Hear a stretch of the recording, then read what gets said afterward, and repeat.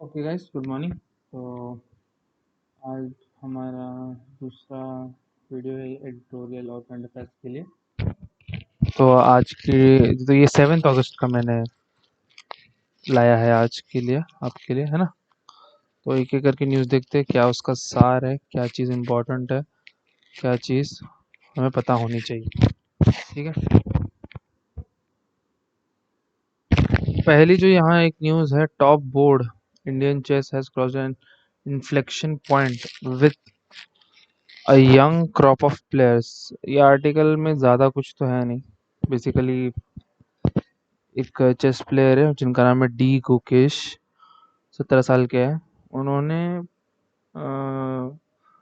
विश्वनाथन आनंद को पीछे कर दिया है as India's number 1 chess player. उसके बारे में सब कुछ लिखा हुआ है। एग्जाम पॉइंट ऑफ व्यू ज़्यादा कुछ इंपॉर्टेंट नहीं है, ठीक है, तो मैं ये डिस्कस नहीं करूँगा। नेक्स्ट आते हैं sense of proportion. There must be a promptitude in destroying Rahul Gandhi Lok Sabha membership. थोड़ा पॉलिटिकल आर्टिकल है, मुझे एग्जाम पॉइंट ऑफ व्यू से कुछ खास नहीं लगा और वही चल रहा है, बार बार घुमा रहे हैं। सुप्रीम कोर्ट ने दे दिया, उनको अलाउ कर दिया एमपी बनने के लिए, और आज वो प्रस्तुत होंगे लोकसभा में, और वो लोग शायद कुछ नो कॉन्फिडेंस मोशन में लाने का सोच रहे हैं। तो देखते हैं क्या होता है उस चीज़ में भी, ठीक है।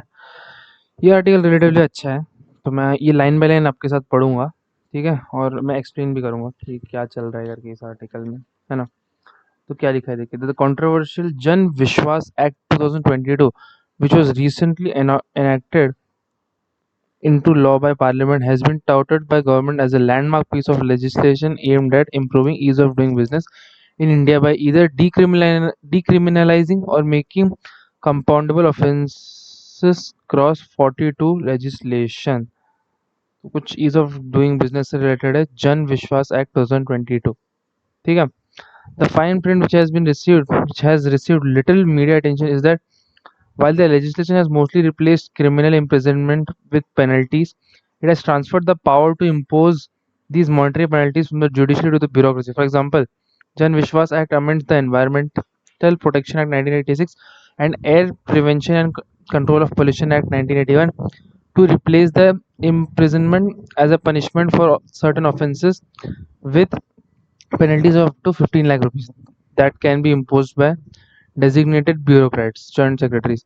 Under amendments to the Indian Forest Act 1927, forest officers have the power to not just conduct an inquiry to determine damage done to the forest by anybody, but also order the offender to pay a hit पर तो uncapped compensation for said damage। अभी इसमें क्या लिखा है देखिए, काफ़ी interesting है। अब गवर्नमेंट क्या बोल रही है, ऐसे लेजिस्लेशन लेके आ गई है कि हम लोग किसी भी एक्टिविटी को जो उसको क्रिमिनलाइज नहीं करेंगे। मतलब अगर आपने कुछ गलती कर दी है, ठीक है, लेट्स से एक फैक्ट्री ओपन की गई है और उसने पोल्यूशन लेवल क्रॉस कर दिया है, जो भी मतलब रिक्वायर्ड पोल्यूशन लेवल है, मतलब लिमिट है पोल्यूशन का कि इतना ही आप कर सकते हैं, उसको अगर क्रॉस कर दिया तो आपको इम्प्रिजनमेंट नहीं होगा। क्या नहीं होगा? इम्प्रिजनमेंट नहीं होगा, बल्कि आपको एक पेनल्टी देके छोड़ दिया जाएगा। अब गवर्नमेंट का लॉजिक क्या हो सकता है देखिए, इम्प्रिजनमेंट करने से क्या होता है, बंदे को जेल में डालो, उसको खाना खिलाओ, ब्रेकफास्ट, लंच, डिनर, है ना, पूरा खर्चा कौन कर रही है? गवर्नमेंट कर रही है। ऊपर से क्या हो रहा है, एक सेल भी जा रहा है, जेल का एक सेल वेस्ट हो रहा है ना। तो हम लोग पैसे दे के उनको अपनी जेल में रखे, इससे अच्छा उनको मारो पेनल्टी। कितने का? यहाँ लिखा हुआ है अप टू 15 lakhs, लिखा हुआ है अप टू 15 lakhs का पेनल्टी मारो, है ना। और इस पैसे को क्या करो? वेलफेयर प्रोजेक्ट्स के लिए यूज करो। वार्निंग भी दो कि अगली बार पेनल्टी बढ़ती जाएगी धीरे धीरे। पहले 2 लाख मारो, अभी भी किया 5 लाख मारो, अभी भी किया 10 लाख मारो, अभी भी किया 12 लाख मारो, लास्ट में 15 लाख तक लेके जाओ, और इसको ऊपर भी कर सकते हैं ये लोग, है ना। और ये जो पावर है वो गवर्नमेंट चाहती है ब्यूरोक्रेट्स को देना, समझ रहे हो, नॉट जुडिशरी। रीजन बीइंग कि जुडिशरी यार बहुत टाइम लगा देती है जजमेंट देने के लिए।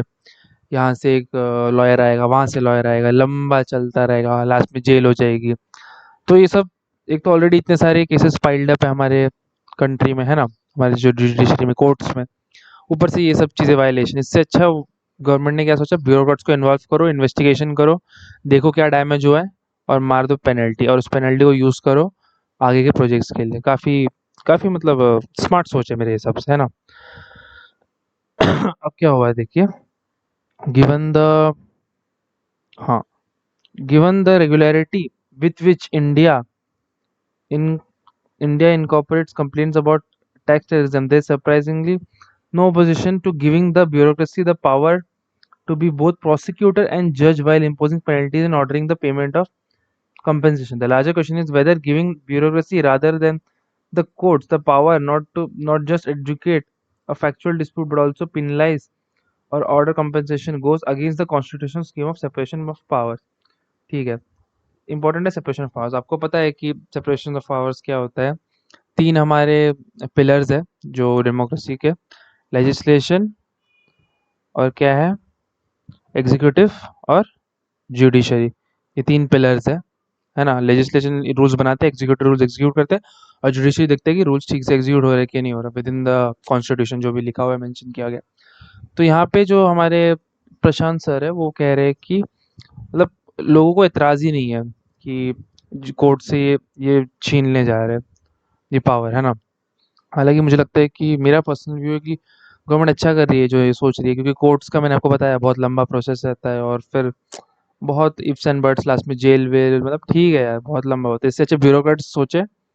ब्यूरोक्रेट्स काफ़ी स्मार्ट है हमारे देश के, है ना? आईएएस कल को आप भी बनोगे, एक आईएएस ऑफिसर बनोगे, आईपीएस बनोगे, आईआरएस ऑफिसर बनोगे, इंडियन फॉरेस्ट सर्विसेज और बाकी बची हुई सारी सर्विसेज में कोई भी सर्विस बनोगे आप इक्वली स्मार्ट हो। बस उस दिन आपका लक अच्छा नहीं था एग्जाम के दिन, है ना? तो आप कर सकते हो, मतलब काफ़ी अच्छा है। तो सेपरेशन ऑफ पावर्स के यहाँ पे दिया हुआ है कि क्या होता है सेपरेशन ऑफ पावर्स। ये तो मैंने आपको ऑलरेडी समझा दिया है ना? फिर क्या लिखा है देखते हैं। ठीक है, the saga of protecting judicial independence from the roving eye of bureaucracy did not end with separation of criminal magistrate from 1980। अब ये अलग-अलग ये कर रहे हैं देखिए। First, different magistrates began creating judicial tribunals to take over various judicial functions. Gilberto exercised with usually most of the tribunals were created in a manner to give bureaucrats an opportunity to be appointed as tribunals as technical members। अब प्रशांत जी तो है वो shot ले रहे government के ऊपर कि आप लोग ट्रिब्यूनल्स बना देते हो और उसका जो जज है वो एक ब्यूरोक्रेट को रख देते हो, मतलब अपने ही कंट्रोल में लेके जा रहे हो सब कुछ। बेसिकली आप जजेस को, जो कोर्ट जो लॉयर्स प्रैक्टिस करके जज बन जाते हैं, उनको आप इक्वेशन से हटा दे रहे हो, आप उनको इन्वॉल्व ही नहीं कर रहे पूरे प्रोसेस में। कोई काफ़ी हद तक ये बात सच तो है ना? Second, the union government began creating new class of statutory regulators such as Security and Exchange Board of India, Competition Commission of India (CCI), which had powers to punish the private sector with punishing fines। Virtually all these regulators ended up being the head of the senior bureaucrats। अब दूसरा और एक example दे रहे कि आपने सेबी लेके आ गए, CCI लेके आ गए, सेम चीज कर रहे हो आप, है ना? Third, union government started creating role of adjudicator officers in a number of legislation such as Prevention of Money Laundering (PMLA) 2002, Information Act (IT Act) 2001, and Food Standard Security. These adjudicator officers were always bureaucrats who were given powers to confirm attached orders for properties to impose penalties on businesses।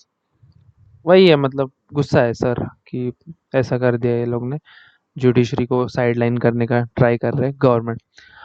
The Jan Vishwas Act carries forward certain specific models of creating executive officers within the bureaucracy to impose penalties.